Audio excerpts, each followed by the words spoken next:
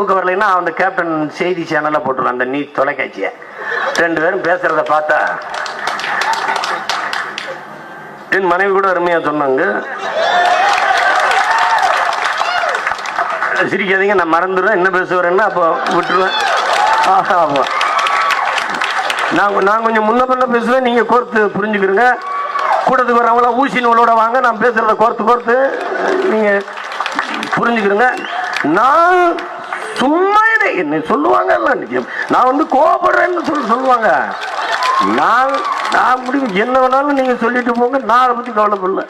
நான் வந்து அந்தமா கோபப்படலையா? அந்தமா மட்டும் இந்த மாதிரி சும்மா ஒண்ணு கொரோனா போய் படுத்துக்கிட்டாங்க. நான் சொல்லுவேன், மக்களே நீங்க பாருங்க, அவர் வந்து கிங்கா கிங் மேக்கரா அப்படின்னு கேட்கிறாரு. நான் கிங்கா கிங் மேக்கரான்னு. அவர் கிங்கும் இல்ல கிங் மேக்கரும் இல்ல, அவர் ஒரு ஜோக்கர். அவரு தமிழகத்தில் ஒரு பெரும் புரட்சியை ஏற்படுத்த பிடல் காஸ்ட்ரோ சேகுவேரா போல ஒரு புரட்சியாளர் வந்திருக்கிறார், ஐயா விஜயகாந்த் அவர்கள். இந்த நிலத்தில் எதை பற்றி அவர் கவலை இருக்குது? காவிரி ஆற்றில் தண்ணி வரலைனா, முல்லை பெரியாரில் தண்ணி வரலைனா, எந்த ஆறுல தண்ணி வரலைனா என்ன, டாஸ்மார்க் பார்ல தண்ணி வந்தா அவருக்கு போதும். வேற என்ன அவருக்கு பிரச்சனை இருக்குது? என்ன அவருக்கு பிரச்சனை இருக்குது? விஜயகாந்தை முதலமைச்சராக ஒரு கூட்டணி ஓடுகிட்டு லூசு பயலுக.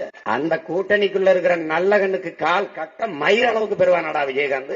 காலு கட்ட மயிரளவு. திருமாவளவனுடைய போராட்டத்திற்கும் ஈகத்திற்கும் ஒரு துளி அளவு பெறுவானா விஜயகாந்த்? முதலமைச்சருக்கு எத்தனை எழுத்துன்னு சொல்ல சொல்லு, பதவியே கொடுத்துருவோம். விஜயகாந்தா முதலமைச்சர் ஆக்கிரணும்னா ஆந்திராவில் ஆகு, தெலுங்கானால போய் ஆயிக்க.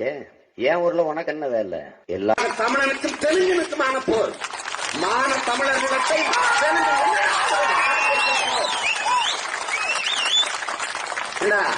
விஜயகாந்த் கிட்ட நாட்டை கொடுத்துட்டு கையெட்டி நிக்கிறதுக்கான நாங்க இருக்கிறோம்.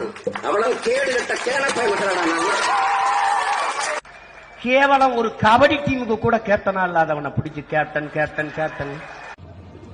இன்னைக்கு கேப்டன் விஜயகாந்த் அணியா மாதிரி இருக்குது.